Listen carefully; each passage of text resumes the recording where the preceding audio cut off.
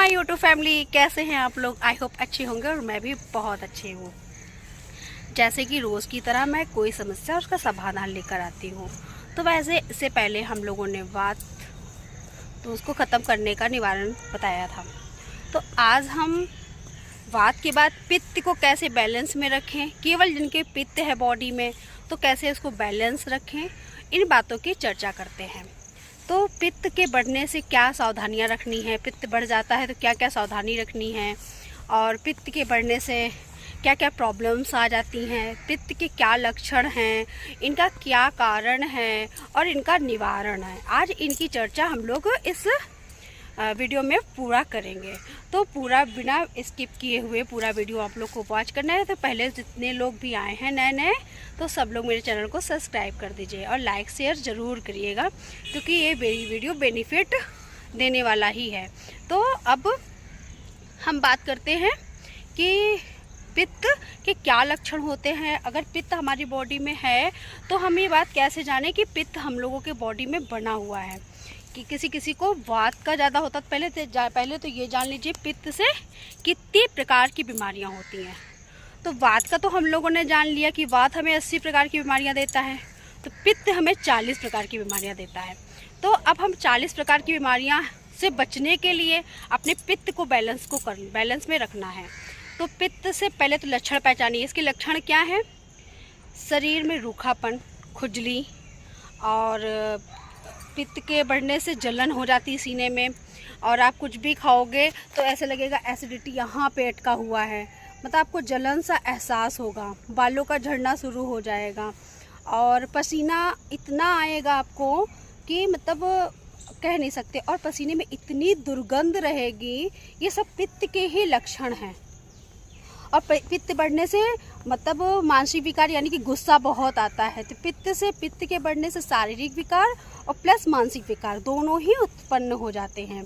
और एक चीज़ और होती है, पित्त के बढ़ने से जो जैसे नाक से खून निकलना, या तो मूत्र या मल के रास्ते से खून निकलता है, ब्लड रक्त निकलता है, तो ये भी पित्त के बढ़ने से ही होता है।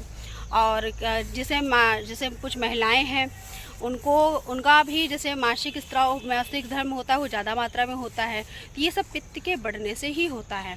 तो अब हमने इनके लक्षण तो जान लिया, अब हमें क्या जानना है कि किस कारण हो जाता है।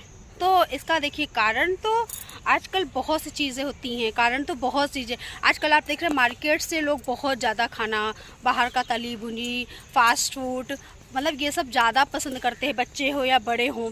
तो ये सब चीज़ें भी हानिकारक होती हैं, ये पित्त को बढ़ाती हैं। तो पहले तो तली भुली चीज़ें पित्त को बढ़ाती हैं, एसिडिटी शुरू करती हैं। तो ये भी एक बहुत प्रमुख कारण है। दूसरा कारण आ जाता है हमारा खान पान का नियम। तो खान पान का नियम हम लोगों को कैसे रखना है, जैसे कि कभी हम लोगों ने ज़्यादा मतलब आपने पेट भूख आपकी कम है लेकिन आपने ज़्यादा खाना खा लिया, फिर भी पित्त बढ़ेगा।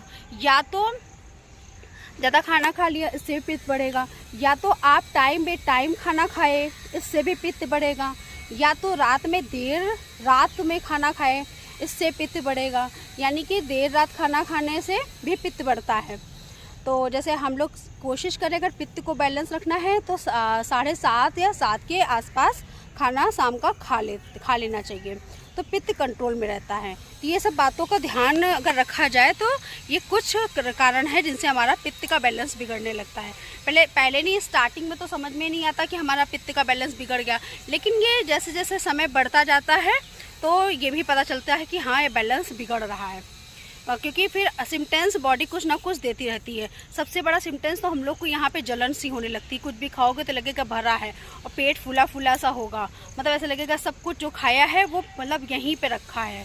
डाइजेशन सिस्टम ही गड़बड़ कर देता है, क्योंकि पित्त का बढ़ना तो एसिडिटी मतलब बहुत समझ लीजिए डाइजेशन सिस्टम का गड़बड़ हो जाना, बॉडी में एकदम जलन सी, मतलब चेहरे में बिल्कुल बेकार। तो ये सब पित्त के कारण ही होता है। तो पित्त में भूख से ज़्यादा, खाना से ज़्यादा खा लेना, ये सब पित्त के ही कारण होता है। मतलब कारण ये बन जाते हैं ये सब चीज़ें जो हम लोग खाते पीते हैं ऐसा। तो सबसे पहले इन सब चीज़ों को कंट्रोल करना है, हमको टाइमली खाना है। जिसको ज़्यादा पित्त की शिकायत है तो वो ऐसा करेगा 7:30 से पहले ही अब खाना खा लेगा, जिससे कि जो हमने खाया वो अच्छे से पच जाएगा। ज़्यादा बड़ा है तो रात में हल्की डाइट ही लेनी है, बहुत हैवी डाइट नहीं लेनी है, क्योंकि बहुत हैवी डाइट आप लोगे तो भी प्रॉब्लम करेगा। तो ये सब हो गए पित्त के लक्षण और कारण, किस कारण होता है, कुछ सावधानियां हैं जो मैंने आप लोगों को बताया है।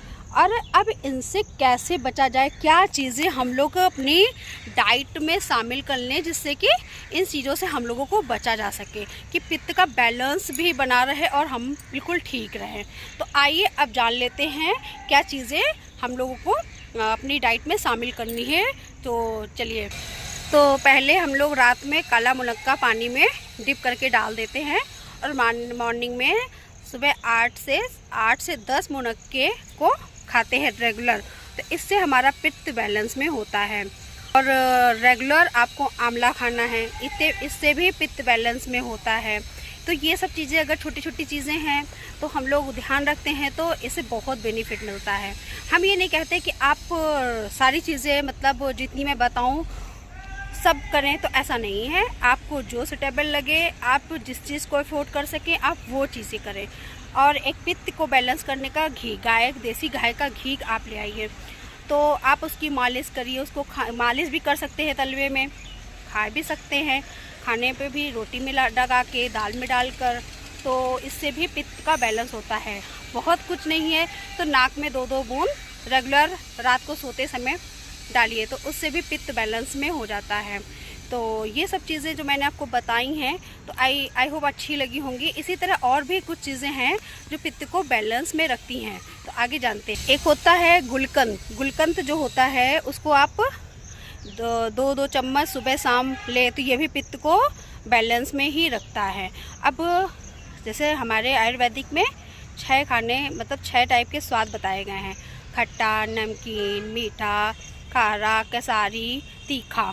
ठीक है, अब पित्त को मतलब पित्त के लिए कौन सा बेनिफिट है, कैसा खाना हम लोगों को बेनिफिट देगा, तो ये भी जान लेते हैं। पहले तो ये जान लेते हैं आयुर्वेदिक में मतलब किस चीज़ों से, किस 6 जो स्वाद है खाने के, उनमें से कौन से 3 स्वाद है जिनसे पित्त का बढ़ता है।